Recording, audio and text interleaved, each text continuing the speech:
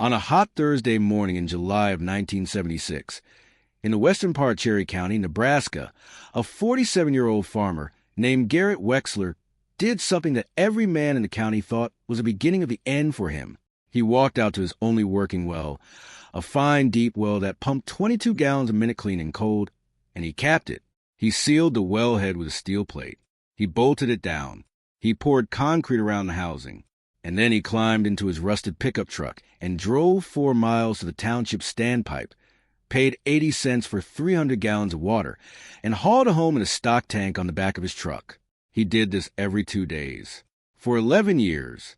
11 years of driving 4 miles to fetch water that had been sitting under his own farm the entire time. 11 years of fuel costs, broken springs on the way to full tanks, frozen valves in winter, lost hours that should have been spent in his fields. 11 years of his neighbors watching him roll past their porches with a 300-gallon tank wobbling on his truck bed and shaking their heads in something between pity and disgust. And every time someone asked him why, Garrett Wexler would say the same thing. My well's resting. That was it. That was the whole answer. My well's resting. 3 words that didn't explain anything to anybody, and that earned him a reputation across Cherry County as the man who had finally cracked. The man whose grief had eaten his common sense. The man who'd lost his wife and somehow lost his mind in the bargain. They were wrong. About all of it.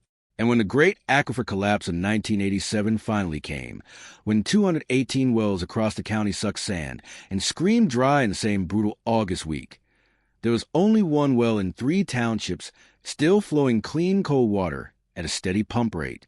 Garrett Wexler's well, the one that had been resting for 11 years. This is the story of what he knew and how he knew it, and why nobody listened until the day they came to his door with empty buckets. If you're enjoying the story so far, don't forget to hit the like button and subscribe. Drop a comment telling me where in the world you're watching from. I love hearing from you. The man who laughed loudest was Carl Stenberg. Carl was the John Deere dealer in Valentine, Cherry County's biggest town, and he had been the dealer for 21 years. He was the kind of man who walked into a room loudly and left it loudly, and in between he gave his opinion on subjects he had not been asked about. He sold center pivot irrigation systems on the side, and he made a great deal of money doing it, because in the 1970s, every farmer in Cherry County was buying pivots and drilling wells. Every farmer except Garrett Wexler, who had a well already, and had just sealed it with concrete. Carl found out about the capping 3 weeks after it happened. He was at the feed mill in Valentine, sipping coffee with 2 grain buyers, when one of them mentioned that Garrett Wexler had been seen at the township standpipe again, hauling water, and that this had been going on for almost a month. Carl set down his coffee. Hauling water? From the standpipe? Wexler's got that good well, the one his father drilled in '54. He capped it, the grain buyer said, sealed it with concrete. I drove out and saw it myself. Big steel plate bolted down over the housing. Carl drove out to the Wexler farm that same afternoon. He found Garrett in the barn, working on a hay rake. Garrett didn't look up when Carl walked in. He was a small, lean man with hands that had been doing the same kind of work for 30 years, and he had a particular way of not looking up at people who he knew had not come to help him. Garrett, Carl said, I heard something this morning that I want to come ask you about face to face. Ask, then. Garrett said, still working. Did you cap your well? I did. Why in the name of the living God would you cap a working well? Garrett set down his wrench. He stood up slowly, wiped his hands on a rag, and looked at Carl Stenberg for the first time. Because it needs to rest, he said. Carl waited for more. There was no more. That's it, Carl said. That's the answer? Garrett, a well doesn't rest. A well's a hole in the ground. It's just a hole. It pumps water, or it doesn't pump water. There's no resting. You're hauling water 4 miles when you could be pumping it from 20 feet under your own boots. That's right, Garrett said. You know what people are saying? I have an idea. They're saying you've gone soft in the head. They're saying losing Eleanor was too much for you, and now you're doing crazy things to keep busy. Hauling water for no reason. Pretending wells need vacations. Capping a perfectly good wellhead with concrete, like it's a tomb. Garrett picked his wrench back up. Then they're saying it, he said, and I won't stop them. You're going to be the joke of this county. That's all right. Garrett, listen to me. You've got 240 acres of good ground out here. You've got cattle. You've got debt. You've got payments. You can't be wasting time and fuel hauling water that you don't have to haul. There's no reason for it. None. Garrett looked at Carl Stenberg one more time. Carl, he said, I'm going to tell you something my father told me, and then I'm going to ask you to leave.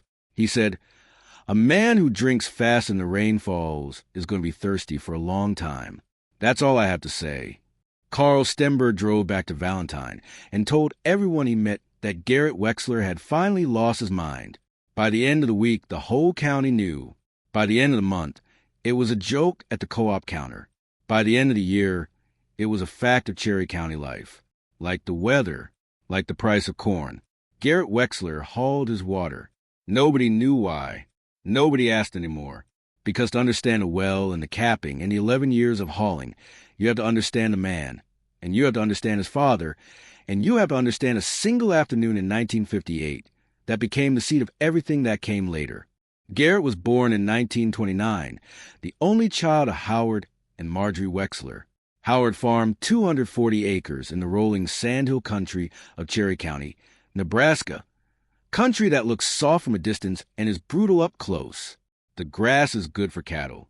The soil underneath the grass is sand.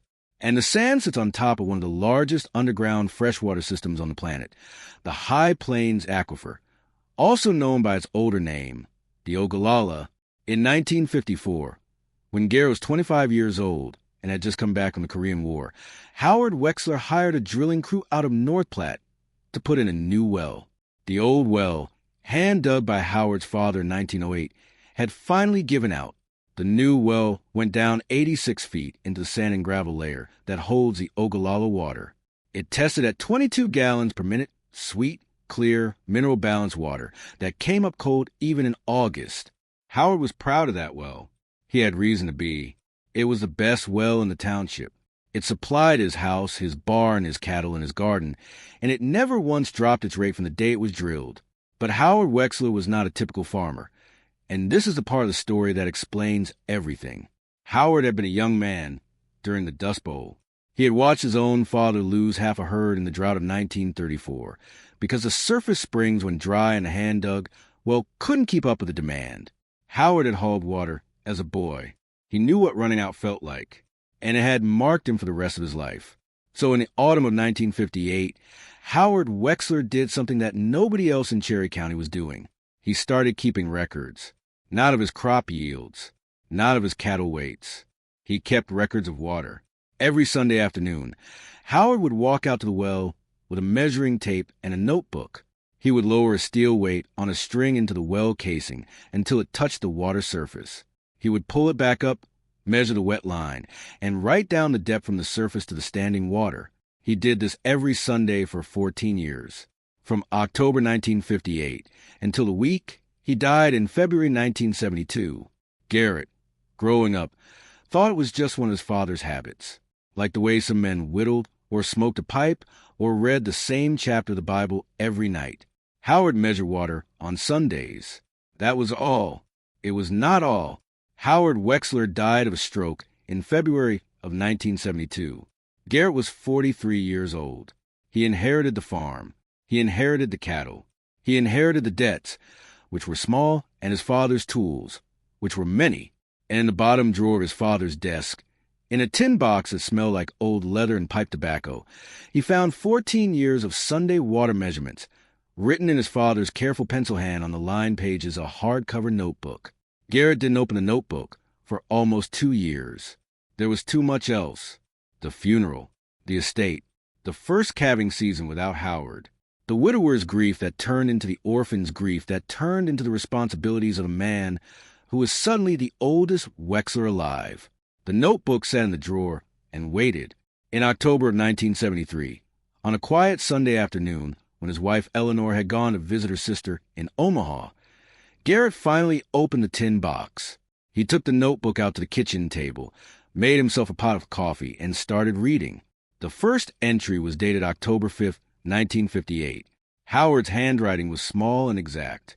Water depth, 41 feet, 6 inches from surface. Pump rate steady. No change since installation. Weather this week. 0.4 inches rainfall. Temperature normal. The next entry a week later. Water depth. 41 feet, 7 inches. No appreciable change. Garrett kept reading. The entries went week by week, month by month, year by year. The water depth fluctuated slightly with the seasons. It dropped a few inches in August.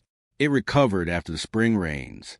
It moved like a slow, patient breath, in and out, never going below 42 feet, never coming back above 41, until 1968. In 1968, the entries started to change. Howard's handwriting got tighter. The numbers started moving in a single direction. Garrett, sitting at the kitchen table, ran his finger down the columns of the last 4 years of his father's measurements. October 1968, 42 feet, 4 inches. October 1969, 43 feet, 1 inch. October 1970, 44 feet, 2 inches. October 1971, 45 feet, 8 inches. In 4 years, the water table under the Wexler farm had dropped almost 3.5 feet. After holding completely steady for 10 years, the water was suddenly going down, fast, and on the last page of the notebook, written in pencil that was lighter than the rest, as if Howard had written it slowly and carefully near the end of his strength, was a single paragraph. The level has dropped consistently since 1967, when the new center pivots came in north of Valentine. The aquifer is being mined. I do not know how long it will hold. I do not know how to stop it. But I know this. The well that pumps the longest in a falling water table is the well that does not pump at all. If you read this, son, let the well rest. The water you save will be the water that keeps you alive when the rest of the county runs dry. Howard. Garrett Wexler sat at his kitchen table for a long time without moving. His coffee got cold. The afternoon light moved across the room. When Eleanor came home that night, she found her husband still at the table, the notebook open in front of him, his hands flat on a page like a man steadying himself against something. "Garrett," she said, "what's wrong?" "Nothing," he said. "I just got my marching orders." Garrett didn't cap the well that night. He didn't cap it that year. He spent the next 3 years doing what his father had done. He measured the water every Sunday. He kept his own notebook in his own pencil hand beside his father's. He wanted to be sure. From October 1973 to October 1975, the water dropped another 4 feet, 2 inches. The decline was accelerating. New center pivot installations were going in across northern Cherry County at a rate of 15 to 20 per year. Each one drew 800 gallons per minute, 12 hours a day, 6 months out of the year. The math was simple and brutal. The aquifer was losing more water every year than it could replace, and the loss was compounding. In June of 1976, Eleanor Wexler died. Pancreatic cancer, diagnosed in February, gone in 4 months. Garrett buried his wife on a Tuesday morning in the Cherry County Cemetery, beside her parents. He came home from the funeral, fed the cattle, and sat on his porch until the sun went down. That night, he made his decision. He had no children. He had no one to leave the farm to except a nephew in Lincoln who didn't farm and didn't want to. There was no future generation to plan for, no son to hand the well down to. There was only him and his cattle and the slow rolling collapse of the only water source that mattered. And he had a choice.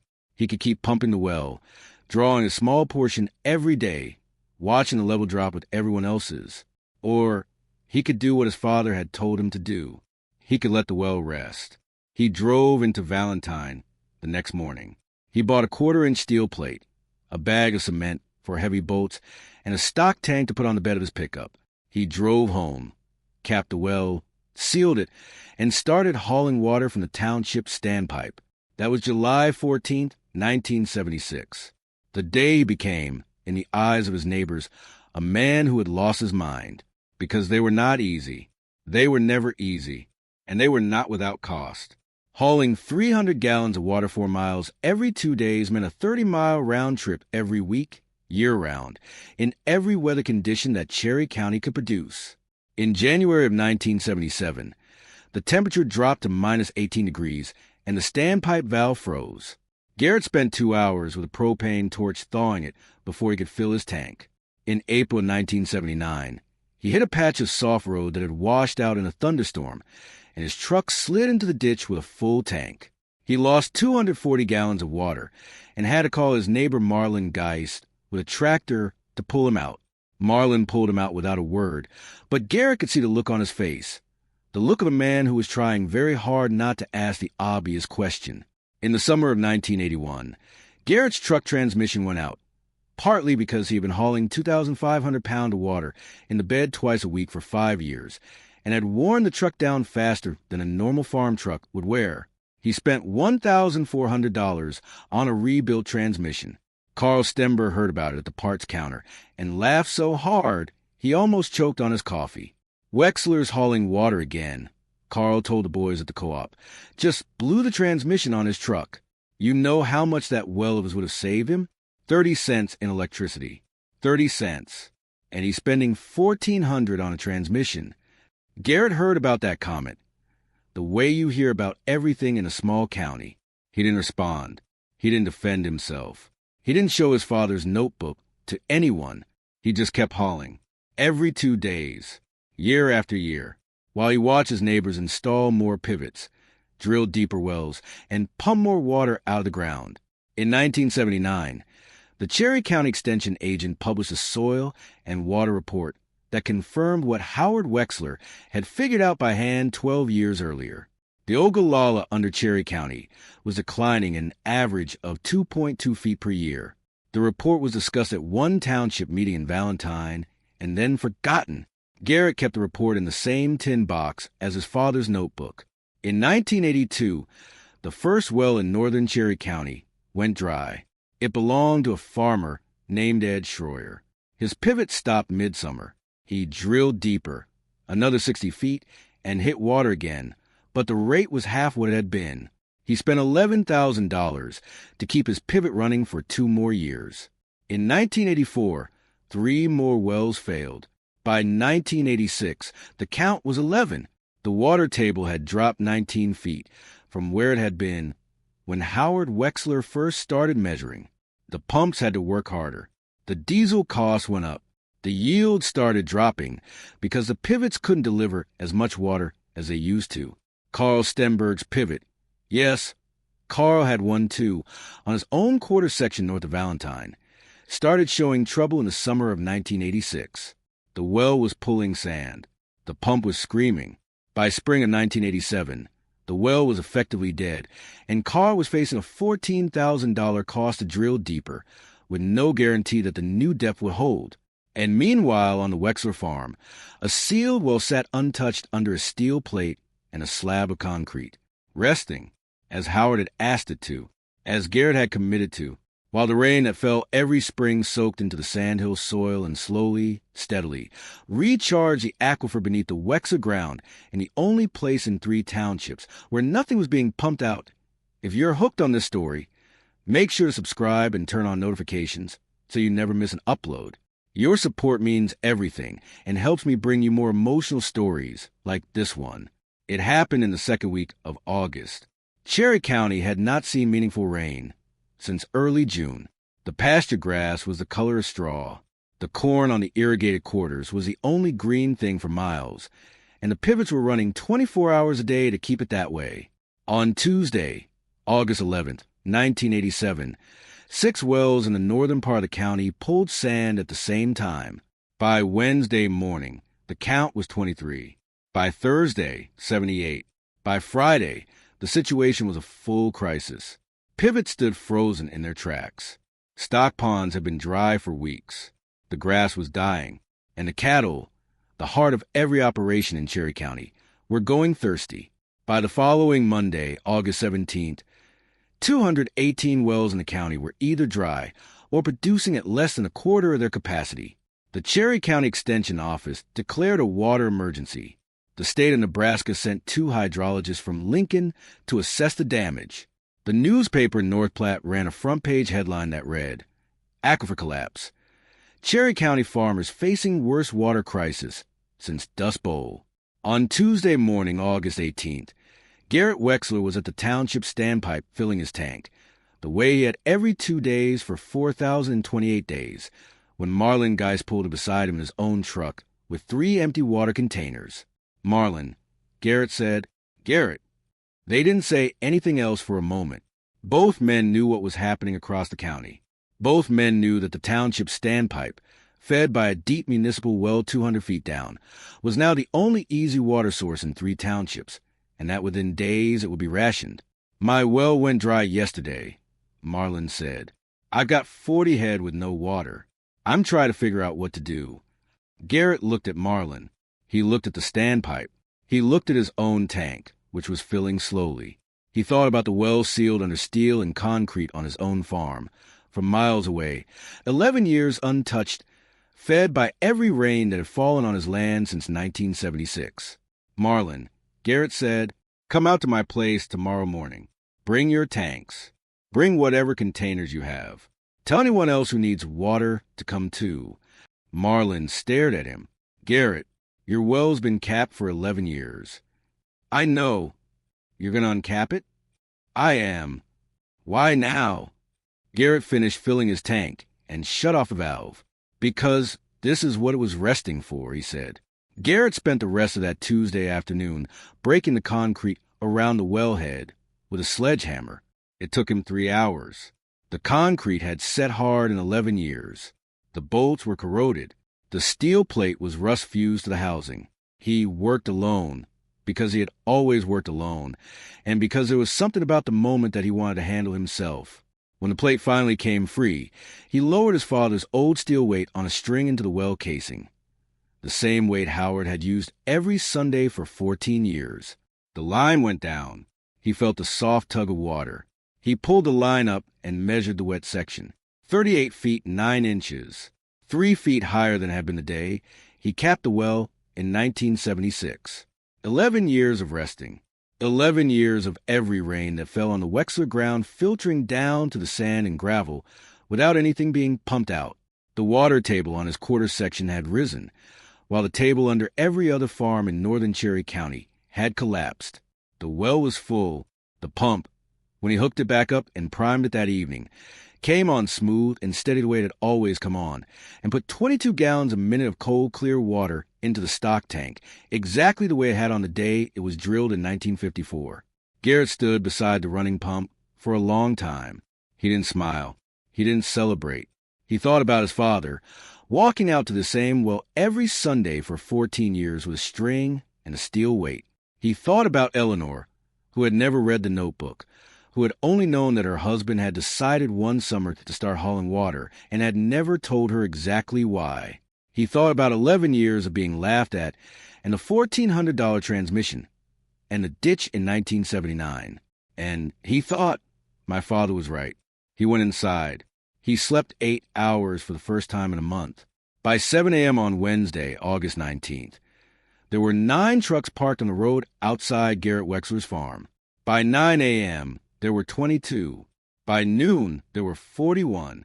Word had gone around Cherry County overnight the way water does, finding every low place. Garrett's well is running. Garrett uncapped it. Garrett's giving water to anyone who needs it. Marlin Geist was first in line. Then Howard Wexler, who farmed across the road. Then a young farmer named Daryl Sundin, who had drilled his first well only 3 years earlier and had already lost it. Then Pete Albers. Then a stranger from 12 miles out who Garrett had never met. The trucks kept coming. And in the middle of the line, around 2 o'clock that afternoon, with his cap in his hands and his eyes on the ground, was Carl Stenberg. Garrett was at the pump when Carl walked up.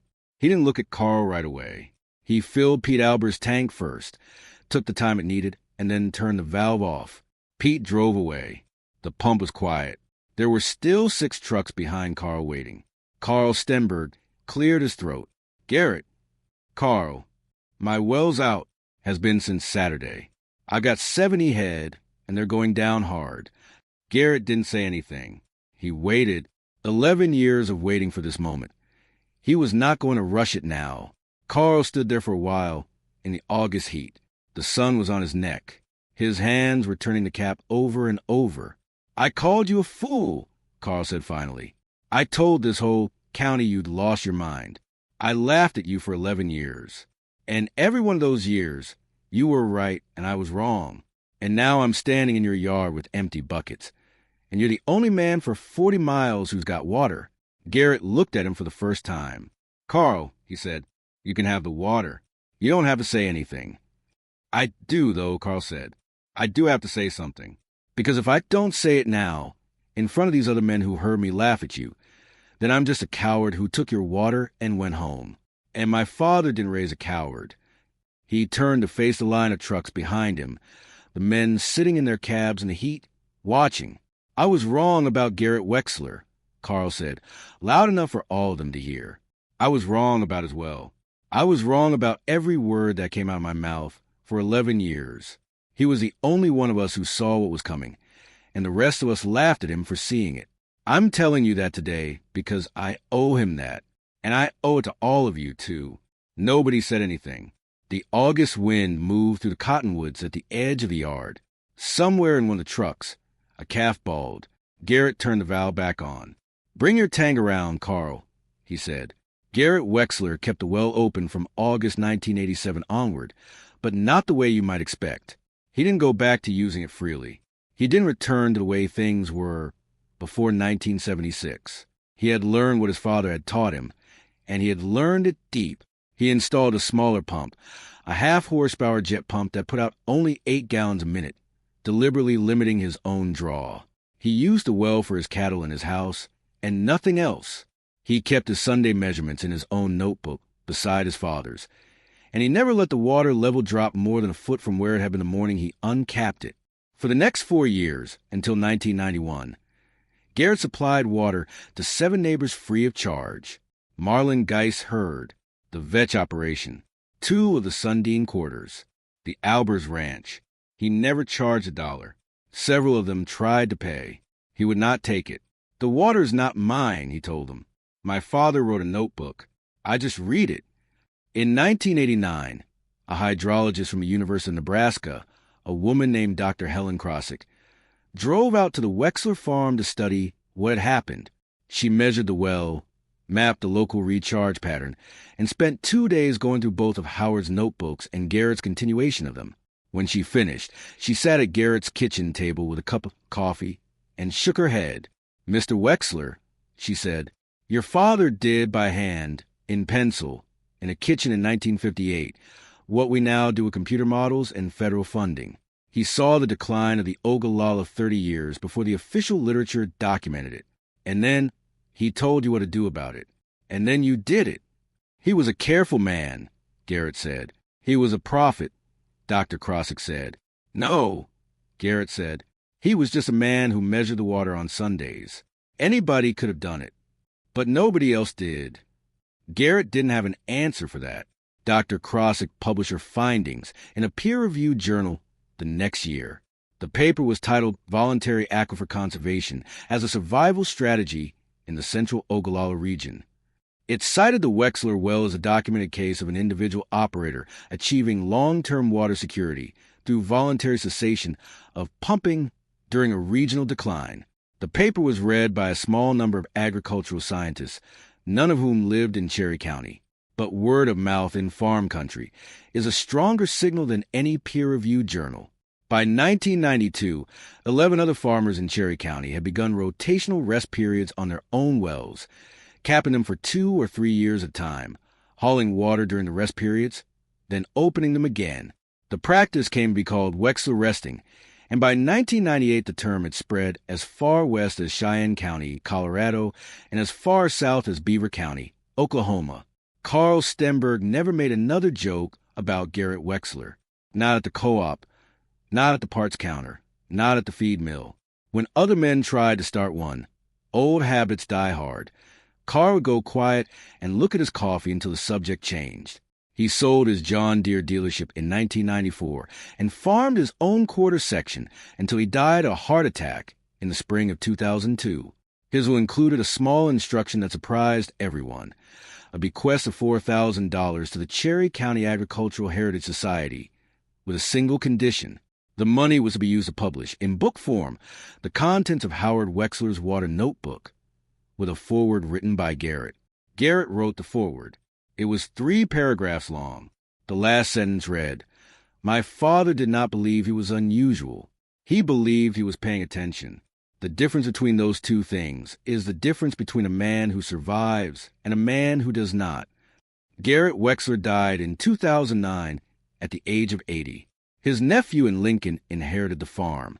The nephew, who had not farmed and had not wanted to, sold the cattle and leased the ground to a young farmer from a nearby county. But he kept the well, the house, and the notebooks.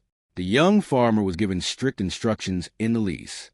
The well was to be operated as Garrett had operated it, 8 gallons a minute, no more. Sunday measurements, every Sunday year-round. The notebooks continued. They continue today.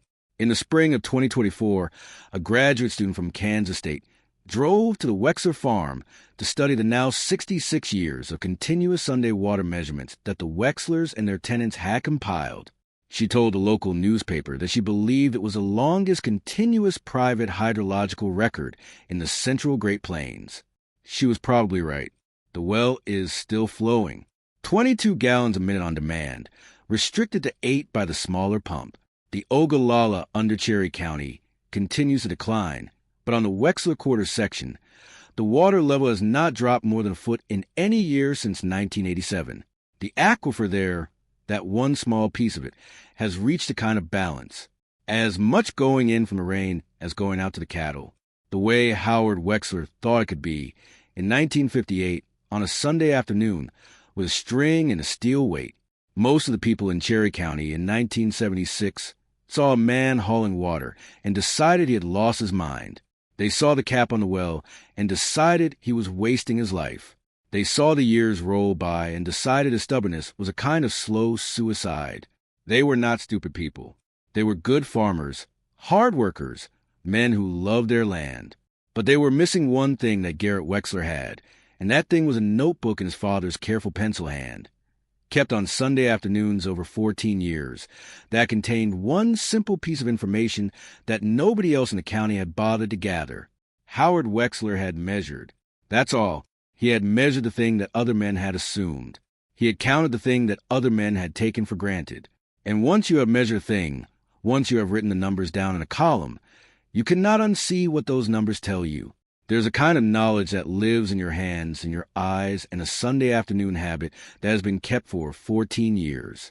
It is not the kind of knowledge that gets put in textbooks. It is not the kind that gets validated by experts. It is a slow, patient kind that grows out of paying attention to the same thing for so long that you begin to see what no one else can see. Garrett Wexler hauled water for 11 years because he believed his father. He believed the notebook. He believed that what his father had measured was real, even when the rest of the county was telling him it wasn't, and even when his own back was tired, and his own truck was breaking down, and his own neighbors were laughing. He believed because he had read the numbers himself.